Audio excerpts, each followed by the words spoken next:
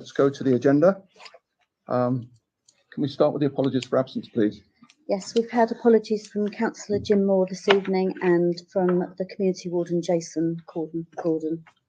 Thank you. Are there any declarations of interest to matters on the agenda? I think that's none. We then turn to the minutes of the meeting held on the 8th of July.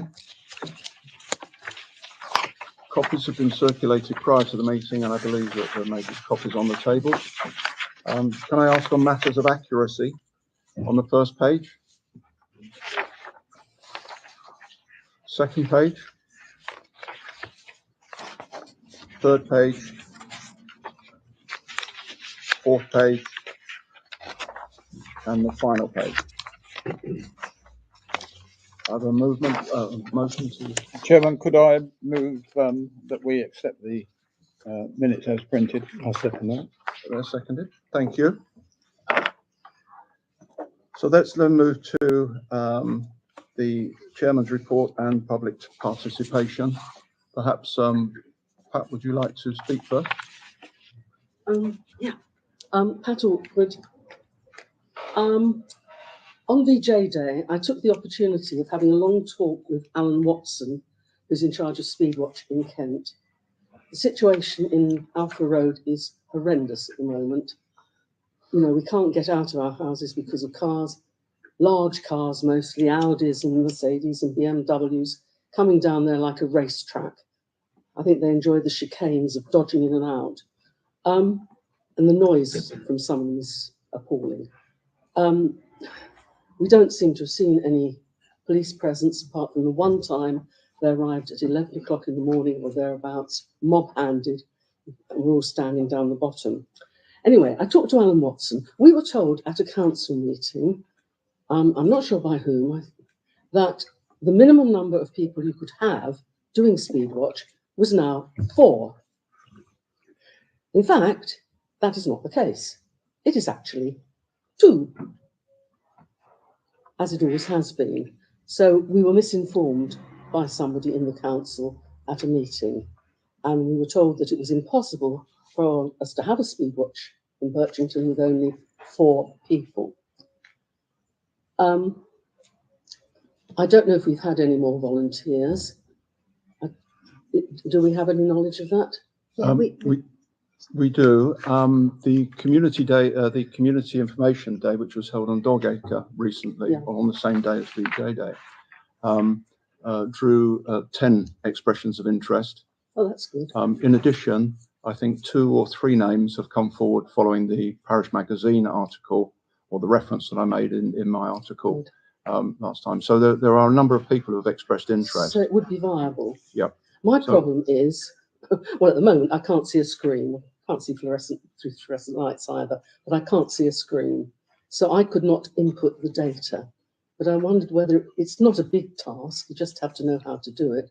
And I wondered if, perhaps our parish clerks have a few minutes to do it if we did Speedwatches. I think what the Speedwatch scheme itself, the responsibility sits with the General Purposes Committee, and it's something that the committee will pick up and follow through, I think, now that we've got these expressions of interest. And so it will be Yes, it would be progressed good, that way. because I think the same people on the General Purposes Committee have been thinking about it for several years now, and the situation is getting worse. And Well, we'll minute that for a progress report next time, thank you. and we'll see how far we've got. Thanks very much. Is there any other questions? No. Okay. So then on to the Chairman's report.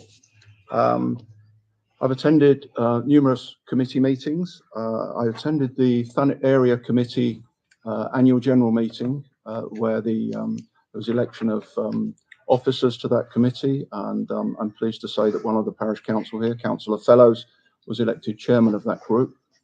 The Thanet Area Committee is the body which is part of the National Association of Local Councils, which itself is part of the which itself contains the Kent Association. So we have National, Kent, and then we've got the Thanet Area Committee. So we're part of that structure of national councils. So it's a significant committee.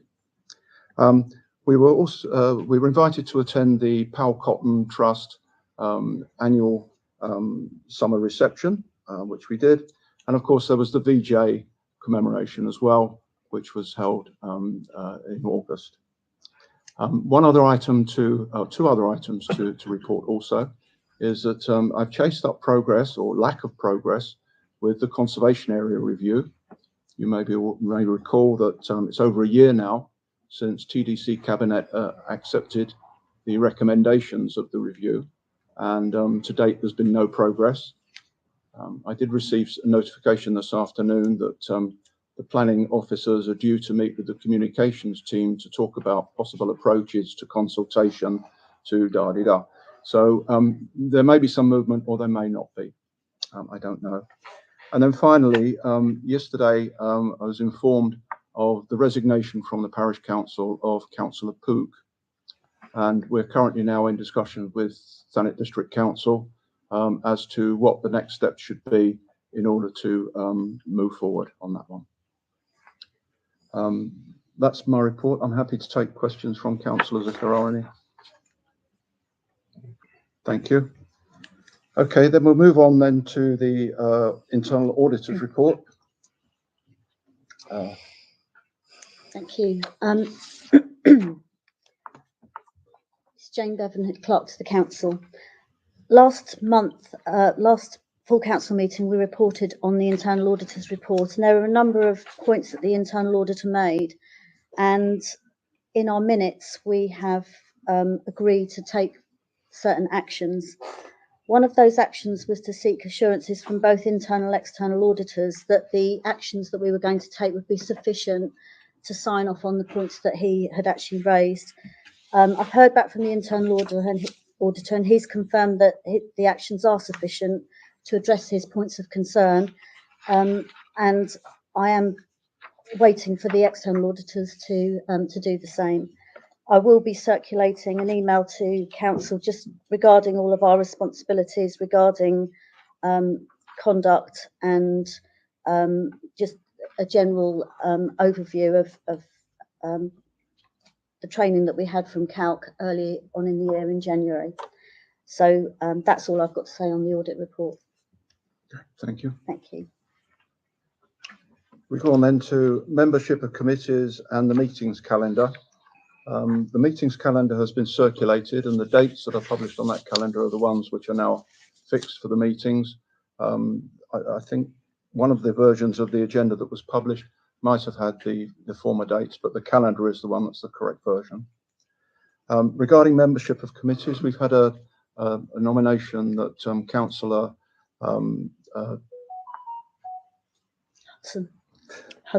Councillor Hudson be nominated to the planning committee. Can I ask if there's support for that?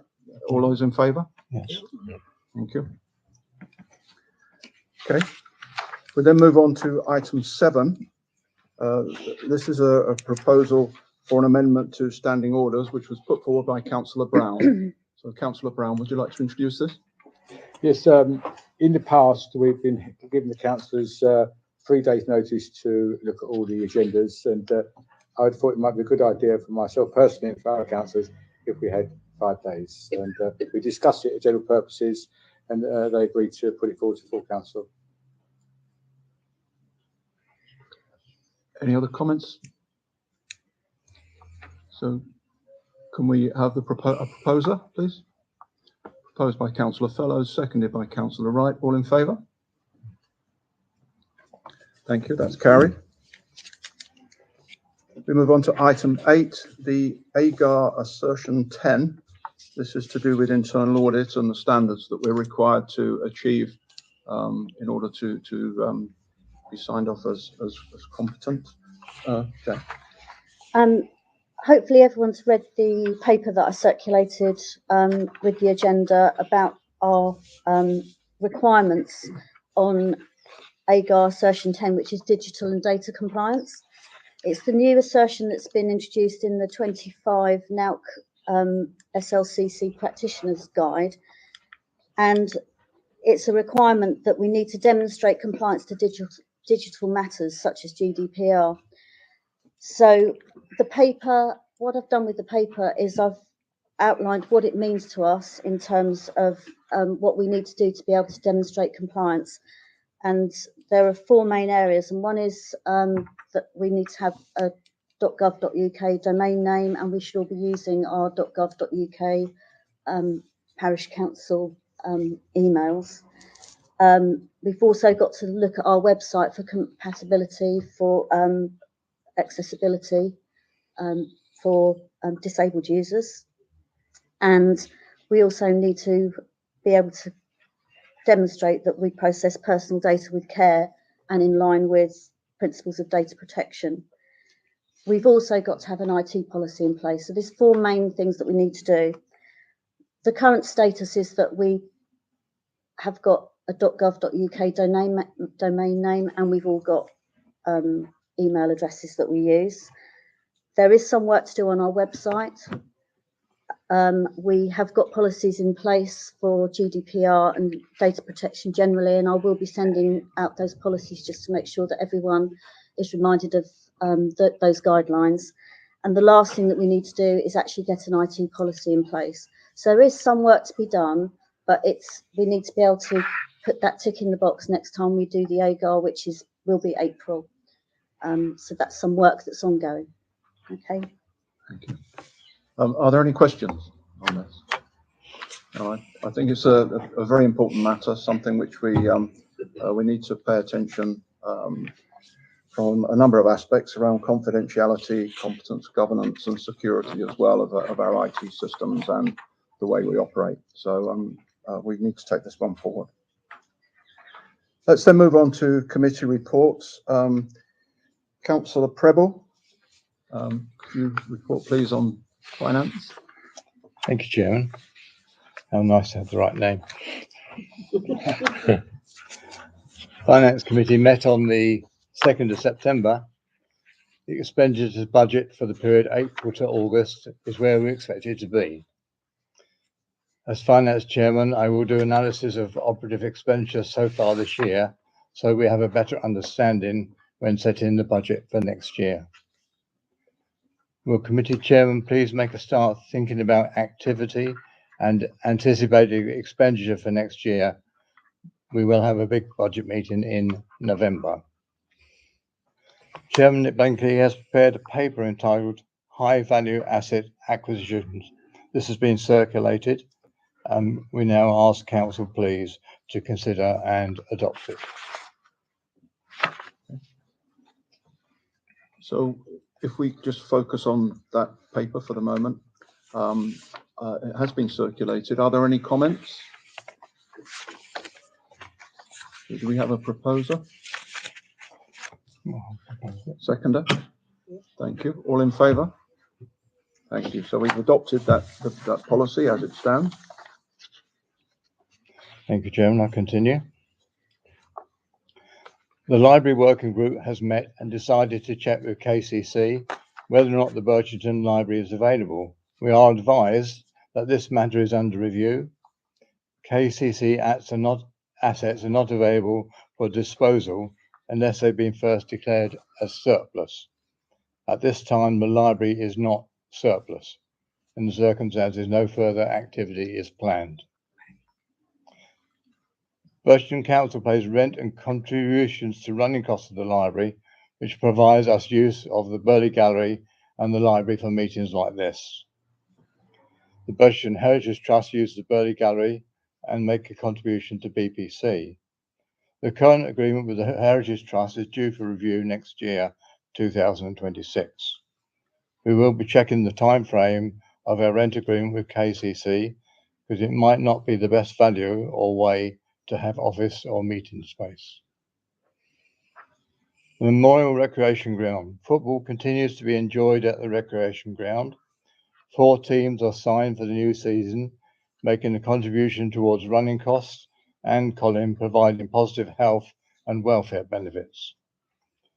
Toilets are now in use, which means an end to rent in Portaloo. The compound base needs to be resurfaced. The original planing material is not suitable. The preferred option is a tarmac surface, and we have a quotation for approval by council. This is not a budgeted item, but environment can be used, and Chairman of ES will deal with that later on. Next bit about GDPR. Clark has already covered that. The last thing I wanted to say, as an employer, we follow the Nautica model employment contract and local government service pay agreements. We include in our budget anticipated pay agreements for cost of living and incremental reviews. Unfortunately, a year ago, only cost of living pay changes were made. Appraisals were not carried out. The staffing committee will address this issue to ensure employees are not disadvantaged. Thank you, Chairman. Thank you. Are there any questions for the Chair of the Finance Committee? Councillor Brown. Regarding the toilets at the landfills, have you got the slope up it for wheelchair users? We're talking only about the financial aspects, but that should be directed at the Chair of Environment Committee. Any other questions? No, thank you. Let's move on then to the Environment Committee report. And good evening, everybody. John Tiley, Chairman of EOS. My report. Firstly, the planters are now getting very well established in the Station Road. The plants are getting very mature and improving the environment, thanks to Birchington Bloom for ongoing care, and also Brian Faulkner, who's been looking after the ones at the top of town. Dogacre, the final tree that was deemed to be dangerous has now finally been felled, and the stump has been ground out, so it's there's a nice sort of area, there's no stumps or trip hazards. We're looking into the replacement of the tree lights that have been taken down earlier in the year to improve the nighttime safety and improve the ambience. Going on to the MRG, the works at the MRG have now been completed for the time being, with just the resurfacing of the football storage compound outstanding. This was agreed in the last full council meeting as a item that could be done, but I now have the confirmed costings for that, which is £2,200 plus VAT, and that work just needs finally ratifying by committee. A wide range of trees works have been carried out around the perimeter to remove both dangerous trees and cut back trees which had very low branches that were overhanging residents' gardens. We're having a few problems with fly tipping at the moment at MRG, and if anyone sees anything or has any intelligence that could be helpful in apprehending the offenders, please contact the clerk. Maintenance and safety repairs to the play park have been carried out and completed. Moving on to allotments. All is going well with the allotments, with a few plots changing hands. We are thankful to the Scripture Union for helping getting a working party to clear some of the abandoned plots prior to reallocation on their recent summer camp. Shelters. We are slowly completing the planned shelter repainting and making good progress. There's been a spate of vandalism to the shelters, but we have repaired and repainted where needed. We are also looking at the feasibility of adding more wheelchair positions to the shelters and are working with TDC in this matter, as previously mentioned. CCTV. We are looking at some upgrades and replacements to our CCTV system to improve the resilience and coverage in the village. We have identified some areas where there are problems that are not adequately covered by the CCTV cameras. We're getting advice and quotes. That is the end of my report. okay, thank you. So I think we need to take a vote on the 2,200 expenditure, Chairman. Yeah, I'd like to propose that it's done. Second, Chairman. Yeah. okay. All in favour? Yeah. Thank you. Any questions to Councillor Tiley on environment? Yes, Councillor Brown. As I mentioned before, have you got wheelchair access the toilets for the family? At this moment, there is not wheelchair access toilets, as in that there's no step. We'll be waiting for the compound groundworks to be done to create this nice smooth surface, and then when we see where that surface levels is up to, then we will consider putting a ramp to make wheelchair access feasible into the toilets. Thank you. Yeah. Any other questions? Okay, let's then move on to Planning Committee and back to Councillor Prebble. Thank you. The Planning Committee commented on the parish planning application. One application in particular caused several objections from residents. Consequently, it was called in for decision by the District Planning Committee. The issue was potential over and infill development. Generally, air consultee observations match the decisions of the District Planning Authority, and we are monitoring committee meeting dates to the deadlines for comment. We may need to make a change at the 6-month review. Regarding the 1600 housing development, there's correspondence current, as the chairman mentioned earlier, and we're doing as much as we can. The next stage of the application to be anticipated this autumn from the planning authority. There's a question of wait and see.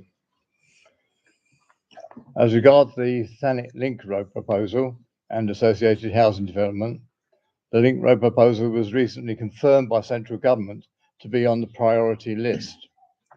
We understand the Highway Authority is preparing the business case for government funding. Allied to the housing development, we've been concerned about the ability of utilities to manage additional waste and freshwater demand. From a meeting with Southern Water, they confirmed that they will be able to meet the demand for connections to the main supplies.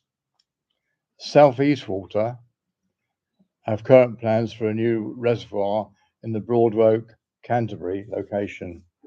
A public consultation is due this autumn or winter, the reservoir to be operational by 2035. Chairman mentioned earlier, we do wish the Birchington Conservation Area to be extended, and we are pushing Thanet District Council for that to happen. Thank you, Chairman. Any questions for planning? Yes, Councillor Wright. Councillor Wright, soon as Bob has just brought up the decision for the expansion of the conservation area, I have heard from a source that if any tree that is in a conservation order has automatically been given a TPO. So it's not just the odd trees, any tree that is in that conservation area automatically qualifies for a TPO. Okay, thank you for that information. Thank you. Any other question? No? Let's then move on to General Purposes Committee and Councillor, I'm having a mind blank. You okay then, Nick? Councillor Mellows. I did circulate my report prior to the meeting tonight. Do you want me to read it out anyway? If give us the highlights. Yeah, okay. Our meeting on the 11th of August, we discussed a number of topics. Councillor Brown gave us an update on his health and wellbeing group, which goes from strength to strength and aligns with our chair's vision for the village. There are a number of ongoing initiatives, and it's building to be a great group in its own right. We've lots of support from various village organisations, and I know Colin wants to speak about that in a second. The clerk confirmed that she had received and banked a £50 donation from the WI for the Disability Awareness Group. With regards to events, the VJ took place after the last meeting, but a big well done to all involved. I believe we're the only parish to put on such an event, and it all ran to plan with many residents coming out in the sunshine to commemorate. There doesn't appear to be many national events over the next year apart from Remembrance, which runs to a pre-agreed template under the guidance of the clerk. If necessary, BPC can set up a working group for any event BPC which feels it would like to participate in. So for the moment, the events working group will be stood down. Separately, Councillor Wright is looking into a twinning trip to La Chapelle for Remembrance. I'm sure she'll update us with that in a moment. And we discussed the filming of meetings, which we had trial runs have taken place. And apart from the initial issues with Wi-Fi, we are live tonight. It's a new concept. so it might take time to perfect. The working group for streaming the meetings will now be reformed, and we will now look at the update of the website. With regards to standing orders, we've already discussed that. The committee discussed the publication of agendas. The committee agreed to recommend to full council standing orders be changed from 3 days to 5 days, and we've all agreed that this evening. Our work programme going forward will look at the review of community halls and a review of our recreation and leisure strategy. The village appraisal, this was discussed. The next one is due in 27/28. We will look to set up a working group in due course. It's felt that the website will need to be in place first, so that can enable the appraisal responses to be collated. As always, general purposes invite agenda items from all councillors, and as with all committees, general purposes is only advisory, and any final decisions are made by full council. Thank you. Is that quick enough? So an update on the twinning arrangements with Councillor Wright. Okay.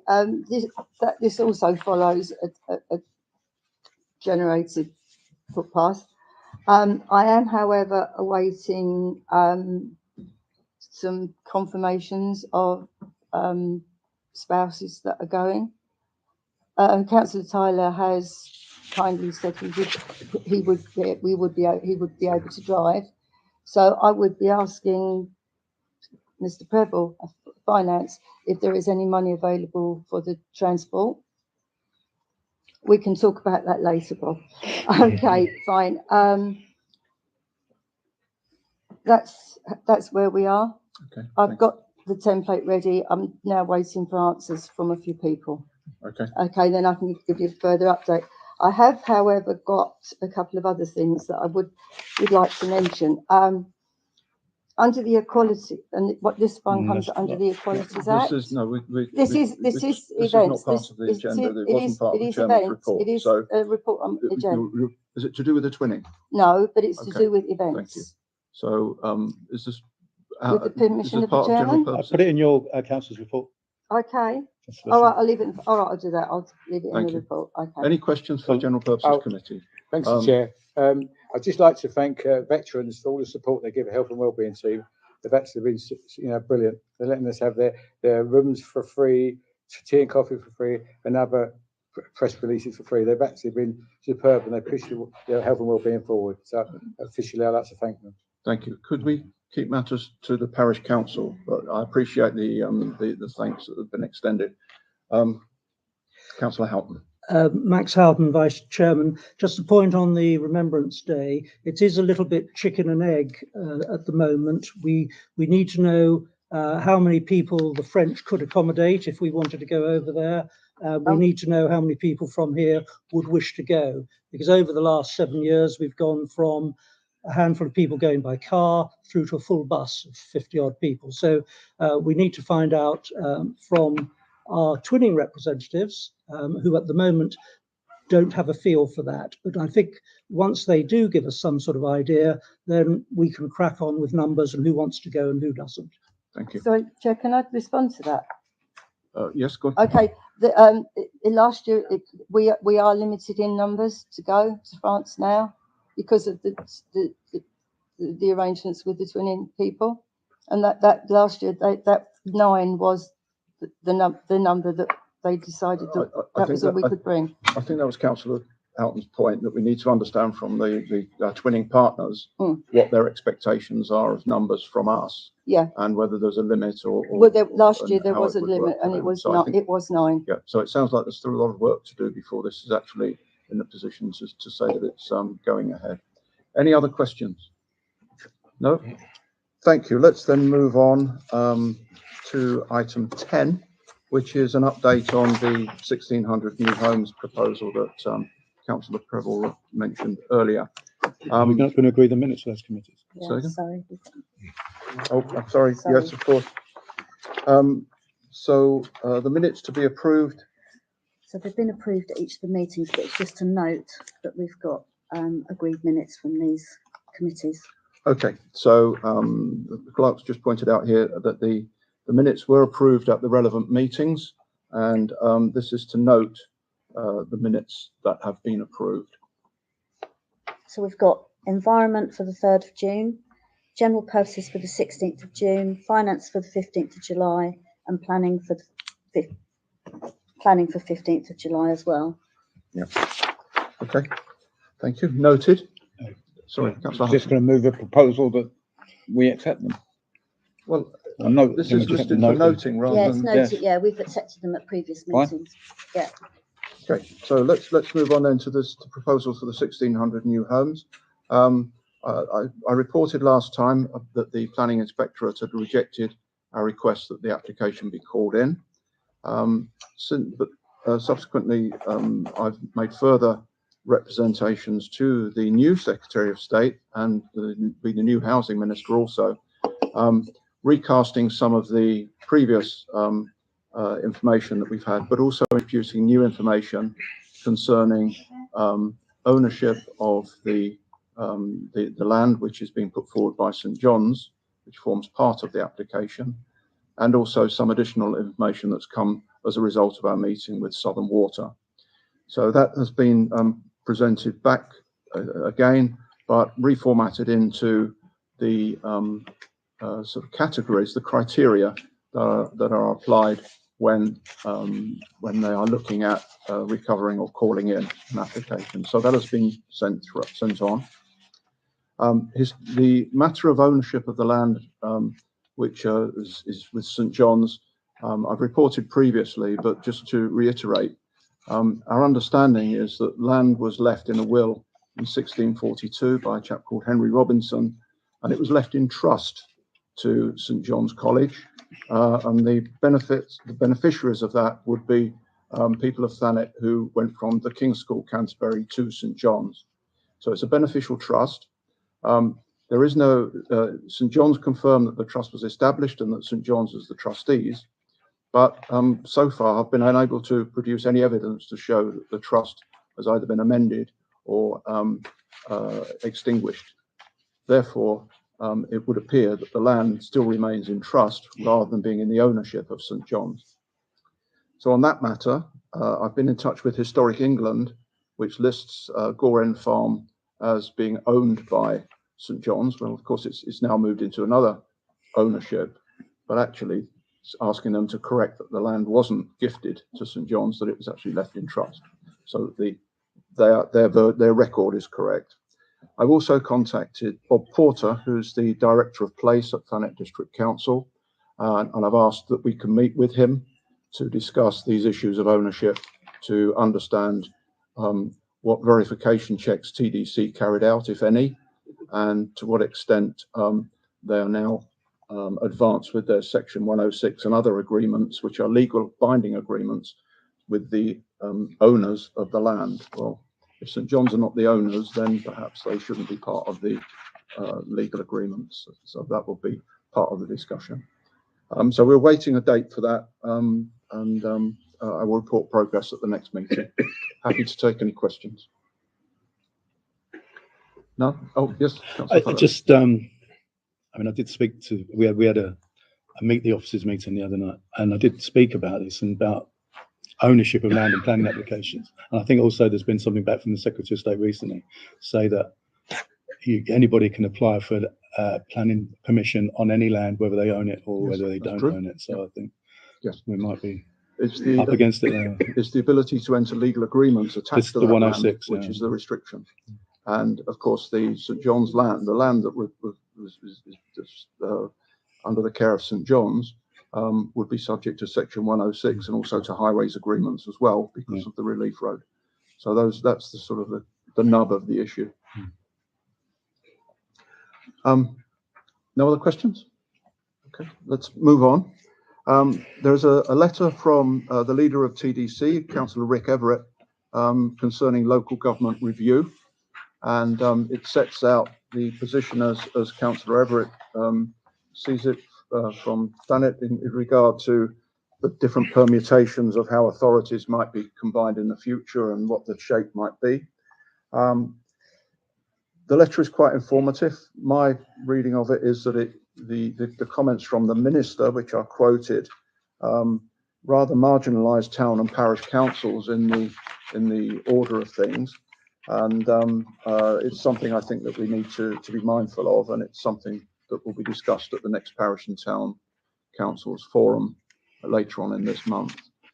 I know Councillor Evans, KCC representative, may be in a position to give us further information later on in his report.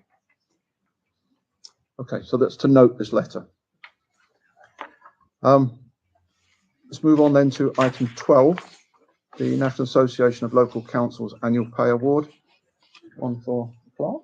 Thank you. The NALC Pay Awards have just come out, and so they've been agreed at a national level. So the cost of living increase across the board is 3.2%. So we really need tonight to note those, because then I can put it in place with our payroll administrator to set those in place for the clerks. Okay. So it's just to note that, please. Okay, thank you. I think that's noted. Item 13, unlucky for some, as they say on the seafront. And we've got a full house of district councillors. So do we have reports? Who would like to report district councillors? Councillor Wright. Okay, I'm not sure all of you know that I was recently appointed to the Drainage Board, which I was a little bit, didn't know what to expect. It's come to be very interesting. One of the things that I can report is that the borders of the River Stour are now encroaching further into Birchington, which means part of Birchington is now out of the plan for any development. Okay. Because it will now come under the jurisdiction of the waterways. I have a couple of other things that I've been watching television like everybody else has with the football, and under the Equalities Act, I think it would be a very good idea if we started to explore the means of having women's football. We have a men's football team. I think that it would be really good if we could have a women's team as well. The popularity for women's football now is gaining leaps and bounds. I would ask the council to consider that, if you would. The council doesn't run football teams. It's enthusiastic. But we can try to encourage. We have women's I teams to understand come we've to, offered come the to recreation us. ground to a women's team, and they ultimately didn't take up the offer. So the recreation ground is there to be used by any football team. And we wouldn't, I don't think we'd turn anybody away who was viable. No, that's fine. That's fine. And that's it. Thank you.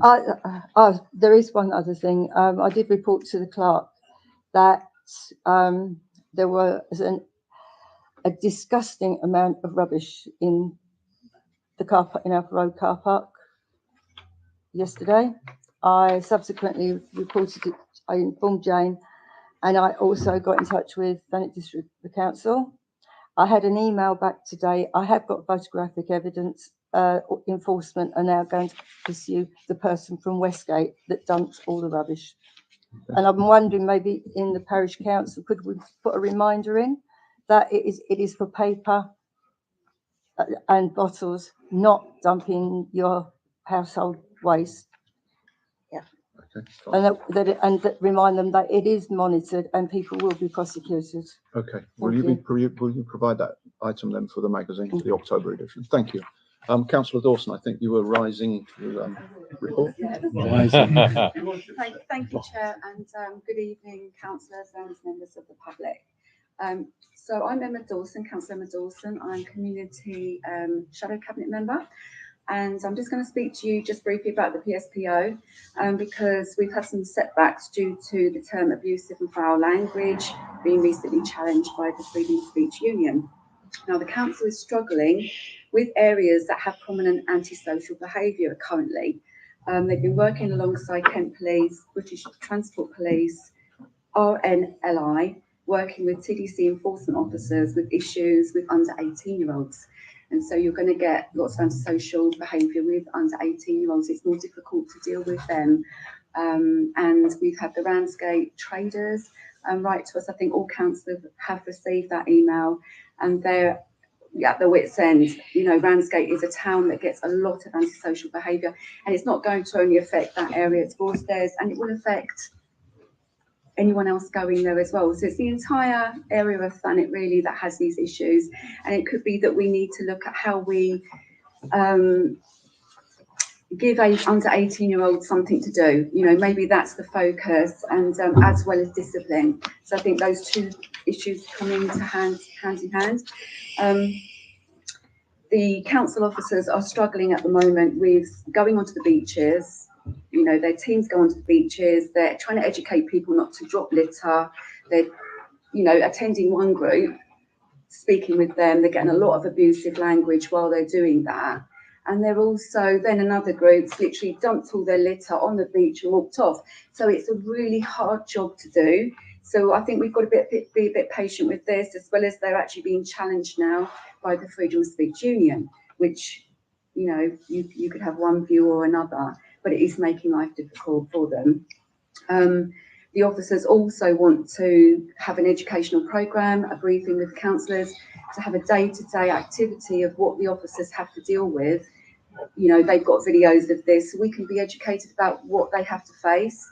Because sometimes when we're not there in reality, we don't know, we're not there, we don't know what they have to go through. So I think for us to learn a bit more about that, instead of saying, you know, we don't really care, I think it's important that we all get involved with that and support the officers as much as possible. So yeah, that's still an ongoing issue. It's not going to go away. It may even get worse. We have to, you know, we have to look at that. So yeah. Okay, thank you. That's all I want to say. Thank you. Any other councillors' reports, district councillors? Yes, Councillor Pugh. Yeah, thank you, Chair. I'll try and be brief. I'm giving an update for both myself and Councillor Cupp. So there's a couple of few things to report on. This summer has been unusually busy for issues. I think Councillor Cupp would agree with me, particularly for our end of Birchington, although we help out with anything to do with Birchington.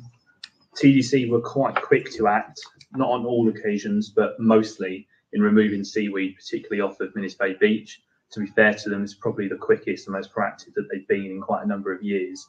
And whilst there was a few issues, and I lost a flip-flop or two in some seaweed that had been sitting there for too long, I'm not afraid to admit, it certainly was a massive improvement. There's been a new issue that has come up, and Councillor Cupp is doing quite a lot of work on this, in that the council many years ago, previously when it was under Conservative control, brought in some new restrictions to prevent motorhomes from camping or parking along all of the sea roads, coastal roads across Thanet, mainly because of complaints from residents, not just of obstruction of a view, because no one's entitled to just a view, but more that some of these caravans were being left for weeks, months on end in very bad conditions, bad states, worried about health and safety and stuff like that. So that's been brought in. One of the consequences of that, or one of the ideas, was to, rather than take away all of the spaces where motorhomes can come and park up, even just for an evening, and they go into local businesses and spend their money and support the local economy, the idea was that spaces would be made available for them in some car parks, coastal car parks around the coast, predominantly Minnis Bay and Barnes Car Park. Barnes Car Park worked quite well, and at the same time the thinking was Minnis Bay as well, but it would reduce antisocial behaviour, because both of them were quite hotspots for kind of speed racers, people coming around, mucking around in the car parks in the middle of the night. And whilst it may potentially help to reduce that, the issue is that the decision to do that was made by an officer who's no longer with the council, who didn't know what they were doing, and actually legally no one is allowed to sleep in their vehicles overnight on council-owned property, particularly car parks. So whilst there is signage in Minnis Bay Car Park about motorhomes, people can come down, park their motorhomes, and pay the fee. I think it's £11, £12 for the whole 24 hours, but they're technically not allowed to actually sleep in their vehicles, which is ridiculous. So Councillor Cupp has submitted a motion to full council next month. It's been accepted, and part of that is trying to undo a lot of this kind of administrative mess that's been created, because whilst it was well intentioned, it's had the consequence of that new signs have gone up saying that people can't park overnight and sleep in their vehicles, and it's having a knock-on effect for particularly some of the businesses that are closest to Minis Bay car park that are doing quite well out of breakfast and dinner and all that kind of stuff. So that's something that we're looking into. There's also further issues with a lot of caravans. Again, you just push the problem further away. A lot of motorhomes parking on Arthur Road opposite the dip for extended periods of time. I can see them from my house, and whilst they don't bother me too much, people have been observed. Sorry, it's hard not to laugh. They have been observed dumping their porta potties down the drains and emptying them that way. So of course it's not particularly nice. It's not helpful. So that's something the Councillor Cupp is trying to sort out. Councillor Cupp and I had a meeting with officers. It's probably 2 or 3 weeks ago now. It was over the summer, about Coleman Stairs footpath. Specifically, we also mentioned and discussed about Spencer Road alleyway as well. Officers met us on site with the Cabinet member, Councillor Alban, to discuss the way forward and how it can be reopened and made safe so it can be reopened. Officers are currently exploring a variety of options. The one that seems most viable, but it will come down to cost, is about doing some kind of netting that is pinned to the chalk face to try and stop debris from falling. It won't prevent the cliff from moving back or it from degrading, but it will kind of prevent slips and things landing on the footpath. We did receive reports of residents moving their fences to go and use the footpath. It's really not a good idea.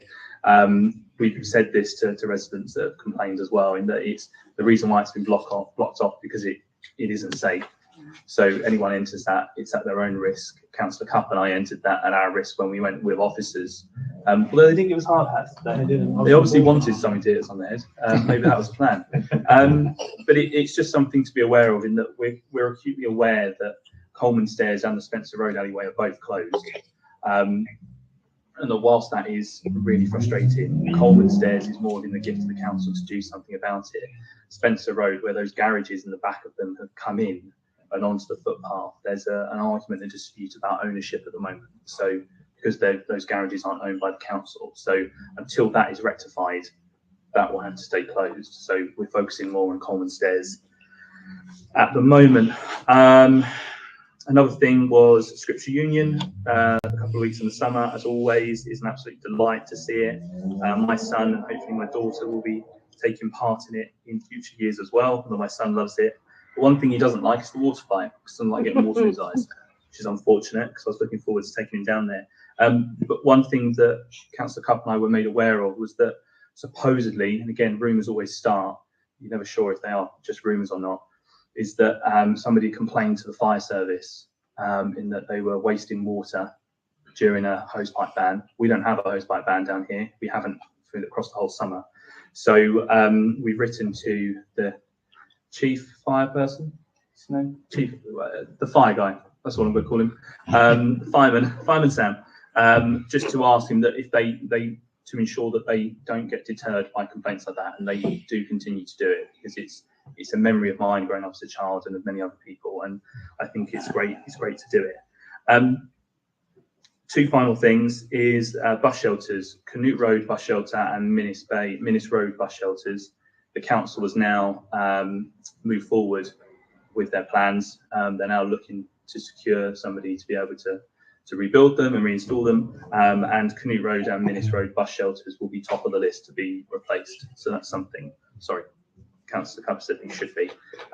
We'll be sure to try and bribe the officers with a bottle of wine next time we go in, only to the limit of £20 though. Finally, Councillor Houghton, Max mentioned about twinning and all that kind of stuff. There were discussions quite a few years ago about a larger group going over, and Councillor Cupp and I would like to say that we're very happy to go over and attend if there is a bigger event. Don't cut anyone else off the list so that we can attend. We're not that important. But we'd be very happy to attend, and we'd be happy to organise our own transport and everything as well. But I just wanted to make you aware. But yeah, thank you. Any questions, let us know. Thank you. Anything else to add from any other councillors? Councillor Fellows. Just a few things. I mean, I'm obviously on top of all the regular things that we do with planning issues and bin issues, etc. Parking issues in Station Road in the evenings are an issue again. I've had a complaint about that. I was out on Friday night again, and there was 30 vehicles parked on WL lines around the village, all at the same time within about 10 minutes. I don't know what we're going to do. I would like to put something in the parish magazine if I could, with some photographs just to remind people what they're doing. Also, I received a request from the office about disabled parking in Albion Road, but not enough parking spaces. I think that the resident thought there was only 3. There is actually 4. Right, so government guidance is that we have to have a minimum of 6% of the bays in car parks allocated for disabled parking. As there are currently 4 disabled bays out of 54 in Albion Road, they council are exceeding that 6% figure. So we are where we are.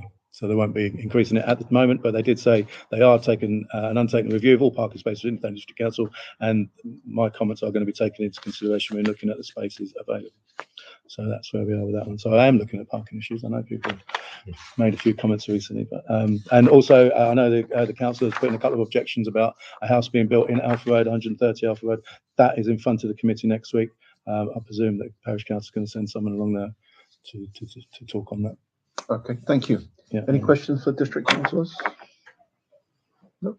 Thank you. Let's move on then to KCC councillors, and welcome again, Councillor Luke Evans. Hi everybody. I'm going to start with highways. Obviously we've announced a big investment in Kent's highways, £67 million, which is one of the biggest investments in recent years. We're not going to take any of the praise for that because that money's come from government. But what we are hopefully going to take praise for is the approach in which we're going to be spending the money on the highways. So we're opting for more of a proactive approach to managing the highways and resurfacing them rather than being reactive and waiting for things to go wrong. We're already starting to see that in motion with Canterbury Road, both sides of Canterbury Road into Birchington and out of Birchington have already been relayed. From what I've heard from the cabinet holder is those roads were supposed to be having patchwork done on them, but we decided to relay instead, resurface the whole thing. And the theory is if we do that on large stretches of roads that we're supposed to be having patchwork on them and we resurface them, they will last longer. There'll be less issues in the future. We don't know if this approach is going to work, but I think was it Einstein said if you keep doing the same experiment and get you're always going to get the same results. And I think that's why we've had to try a different approach to the road. So only time will tell if it does work in the long run. On the subject of Canterbury Road, I'm fighting a personal battle at the moment with Lizanne, if I'm totally honest with you. I have a personal involvement with trying to make the road a little bit safer at Westgate traffic lights. After witnessing the accident I witnessed there back in January, I never realised just how dangerous those traffic lights were. So, for example, St Mildred's Road and the other road on the opposite side, literally thousands of children walk past that road every day to go to school, and they don't even have green men on them. So they're literally just crossing when they think there's a gap in the cars, which I think is insane. And the particular accident I saw, it was quite obvious what was happening. The car was speeding up to try and get through the light before it changed to red. So I think there's quite a big argument to have red light cameras put on that road, on that particular set of traffic lights, to stop people doing that, speeding up and trying to get through them before they change. So that's with highways. I did want to touch on LGR, simply because it's probably one of the biggest issues that's going to affect everybody in Kent. That's if it goes ahead. Personally, I don't think it will go ahead. There's multiple reasons for that. The main reason is there's no money to do it. The BPC did a Freedom of Information request on Angela Rayner, which they released last week. And it turns out Angela Rayner didn't do any financial analysis on LGR, how much it's going to cost, which is quite shocking, really, considering it's the largest reorganisation of local government in living memory. And the general consensus from CCN, the County Councils Network, is that it's going to cost more money than the benefits that would come out from it. Kent County Council's position on it is we don't want LGR. We think it's bad for Kent as a whole. We think it's bad for county taxpayers. And we think that the people of Kent have quite a distinct identity, and we think it's going to dissolve that identity by breaking it up into separate unitary authorities. Moving on from that, on the 3rd of September, all of the leaders of Kent voted on the options they were going to take forward. 2 options have gone forward. Kent County Council's option was not one of them. Personally, I think there was politics at game here, rather than what was best for the people of Kent. But actually, in hindsight, it's probably worked out better for Kent County Council, because now it means that we can basically do our own consultation, and we're not tied and restrained to the rules that they are. So actually, by playing politics and not giving our preferred option a way forward, they've actually made things better for us, because we're not under the same restraints they're under. 3 things that we were going to ask that were going to come along with our question that were voted down: is major local government organisation actually necessary? The next question was, should the cost be considered? Because fairly obviously they haven't been considered by government. And the final question was, will the people of Kent, so council taxpayers, will they be prepared to pay extra council tax? Because that's what it's going to result in. We've also been told at Kent County Council that the increase of council tax is one way in which they want to pay for it. The other one is they want to basically strip all assets on councils. We're hearing the figure going around up to 85% of all of the assets of councils would be stripped to pay for this. Again, is it necessary? So that's LGR. I won't go on about that too much, because it's a changing situation. I've actually got a meeting at the council tomorrow about it as well. So, but I will try to keep you guys updated every month. The next thing I just want to talk about briefly was sealing over on the Minster Marshes. I know it's quite a contentious issue. The fact that the National Grid want to build such a big substation in probably, well, it's one of the most significantly scientifically important areas for wildlife, not just in this country, but in the whole of Europe. And they want to plonk a substation in the middle of it, which is bizarre. Obviously, there's other issues about they want to sort of take all of the aggregate from the Goodwin Sands to try and raise the level of this substation. KCC are actually very early talks with the Port of Dover about potentially having a substation moved up there. And there are a couple of reasons for this. It's not because the Port of Dover are really nice; they want to help us out. It's simply because the new P&O ferries are battery operated, and at the moment they can only be charged in Calais. And ideally, they need to be charged both sides. So, and for that to happen, and the power that needs to run through it, they're going to need a substation in Dover. So, early stages, and I'll keep you guys updated every time we have a meeting, but early stages, but hopefully it could be the nail in the coffin for National Grid's plans to basically environmentally vandalise the marshes. 2 other things I want to quickly touch on. One kind of goes back to highways. Is we're releasing it. I'm going to be sending it to the clerk probably tomorrow, and it's a web link. It only can be used by parish councillors at the moment, and district councillors and county councillors. And it's a new highways reporting app. This one is better than the old one because it's a lot quicker. This one is automatically linked into maps. So if you see a pothole or whatever, you can literally take a photograph of it, add it onto it there and then, and it exactly knows where you are. It pins it on the maps and everything. So it's a lot easier for people to use, and it uses AI as well. So we're, like I say, at the moment, it's been developed in-house. We're only going to be sort of trialing it for the next few months, just with councillors using it. And the hope is if there's no bugs, we'll roll it out to everybody in the future. Final thing was budget consultation for 2026-27. Fairly obviously, we know that KCC hasn't been left in a very good state, and we're trying to make as much efficiency savings as we can this year. We've nearly chopped it in half this year already. So, but next year the forecast is 80 million deficit.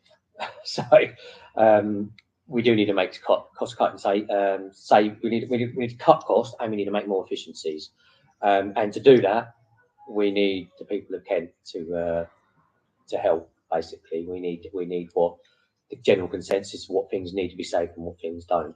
So I'll send the consultation over to you as well, and if you can send that out and put it on your website, we really appreciate it, because the more people that feedback into that, the better. And that's everything from me today. Thank you. Questions? Any questions around the table? Councillor Fellows? Yeah, you mentioned Canterbury Road resurfacing. There's a few places between the square and King Ethelbert's where the road is already breaking up. Yeah. If I send you some pictures, can you and Amelia have a look at that? Yeah. Oh well, I'll have a look. I'll have a look. Yeah. Okay.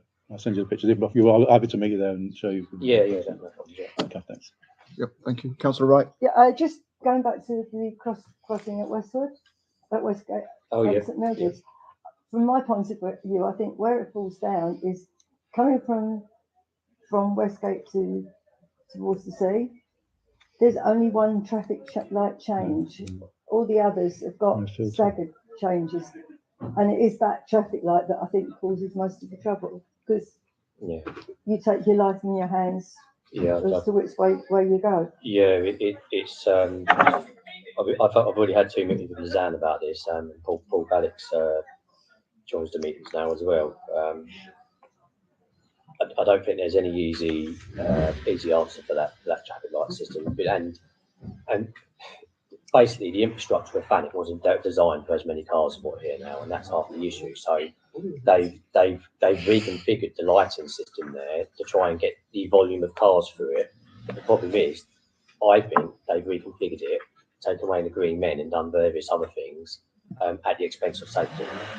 It just seems a shame that all the other 3 lights have got 3 changes, and there's one light just got 1 change. I thought it was. Maybe this is the sort of detail you perhaps discuss this outside of the meeting. Thank you. Yeah, just to add to that quickly as well, because that is something that I'm really quite passionate about getting sorted out. Tomorrow I'm actually sending letters to all of the head teachers of St Crispin, St Saviour's, Schlein, and King Ethelbert's as well, to ask what their opinions are on it, and because I believe that they're probably going to have a similar thoughts as what I am. The road isn't safe, but my child goes to Ursuline, and I sit there and they see a little light flashing saying 20 mile an hour, and everyone's going there at 40 mile an hour. So, yeah. All right, thank you. So I was just going to pick up on that. Yeah, I mean, both of those schools have dedicated crossings.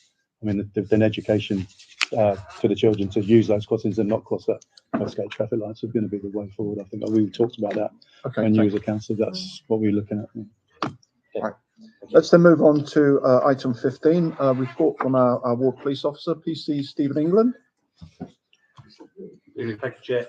Yes, PC Stephen England, I'm the ward officer for Birchington and Westgate. Just echoing the comments about the success of Scripture Union again this year. Kent Police were heavily involved, attending numerous events, including the water fights. We weren't worried about getting water in our eyes. It's a really wonderful opportunity for us to engage in a positive manner with young families, build that relationship through visible policing, and highlight really what my job role is now as the beat officer. So again, thank you for the Scripture Union for involving us, and we hope again to be as involved next year. Following the provision of numerous pieces of intelligence around drug dealing in the vicinity of Crisp Park, which I know has been a long-standing issue, a suspect was arrested by myself for being concerned in the supply of a controlled drug. Considerable work was invested in ascertaining the identity of the suspect, with both marked and unmarked patrols. That person is currently subject to bail, and the investigation is being progressed towards a charging decision. I'm immensely grateful to Jason Gordon, our KCC warden, for organising a multi-agency event in Brookacre. This was very well attended by various agencies and served as an excellent platform for community engagement. In particular, from a policing perspective, the Speedwatch scheme received considerable attention, and I think, speaking to Jamie, we received 10 people that have put themselves forward as volunteers for any new scheme that is sort of reinvigorated. And lastly, a sad incident, but hopefully a good outcome. Kent Police responded to a fraud in progress in Birchington last week. You probably was in quite a significant police presence around Station Road, which involved a resident who had been quoted for building work at their home address. Part of the financial payment for that work, including the purchase of a watch valued at £15,000 from a retail jeweller's. The total quote that they received for the works was £29,000. Thankfully, the jewellers were absolutely spot on, highlighted a vulnerable elderly individual, called us before any money was paid or transfer of cash or watches. We managed to do some safeguarding with him. 4 people were arrested at the address, and the investigation is still ongoing. But it's another reminder about the importance of due diligence when employing tradespeople. Using the approved persons, we've got the trading standards through Kent County Council, approved people, and being alert to anything suspicious. We regularly put out guidance around this. I know Jason Gordon does talks at various groups. We really need to try and prevent these things happening, because that individual could have very easily lost £29,000 in their savings. That's the last I've got of my report, but as always, I'm happy to take any questions. Any questions for PC England? No? Thank you. Let's then move on to clerk's correspondence. Yes, thank you, Chairman. I've got 2 items that have come across my desk in the last few days. One is a request from an individual that would like us to put some consideration to her running farmers markets on Dog Acre. She has put forward a proposal, and she would like to meet with us to discuss her proposal. So that's the first one. Is everyone happy for me to go ahead and get her in just to have a chat about it? The other one is that I've been approached by a resident who uses the banking facility at Westgate Parish Town Council. Barclays run a banking facility there, and they have given notice, and in November they will actually they will not be the banking facility there. So this particular resident has approached me to say that she goes there because there is no there. She has problems banking in Birchington, and she wanted us to maybe consider going through a system called Link, where we would actually have an assessment done of the banking facilities in the village, and that they would then potentially advise the village, the parish council, on what measures could be taken, whether that be setting up a banking hub somewhere. But so it's really a case of whether council think it's a good idea for us to actually take the first step of having that assessment done. Yeah, I think personally, I would feel that there's nothing to be lost by having the assessment done, and it could be very beneficial to the community. But any other points, Councillor Farrell? Yeah, I mean, I don't know if it's the same resident who contacted me about it, but yeah, I mean, the Barclays are pulling out there because of lack of use. So, I mean, I don't know. That was the reason they're pulling out of Westgate. But I mean, yeah, it was the venue to hold to such a thing that was the issue when I looked at it. I mean, I don't know of anywhere we could set up private banking facilities in the village without a cost. I think it's the parish council have to put this idea forward, apparently, from what I got. Councillor Cupp. Sorry, thank you. Just to say, this resident also wrote to Storage Girl as well, and Storage to link to see what can be done. So, but I think even still, if we can get as many, if the parish as well can do that, I think it'd be really helpful to get as many voices as possible onto it. Thank you. Any other points? No. Let's move on then. Thank you. Thank you very much. The next item is to receive monthly bank reconciliations. Yes, so thank you, Chairman. I have got the bank reconciliation for the 31st of July and the bank reconciliation for the 31st of August, if you'd like to have a view of those.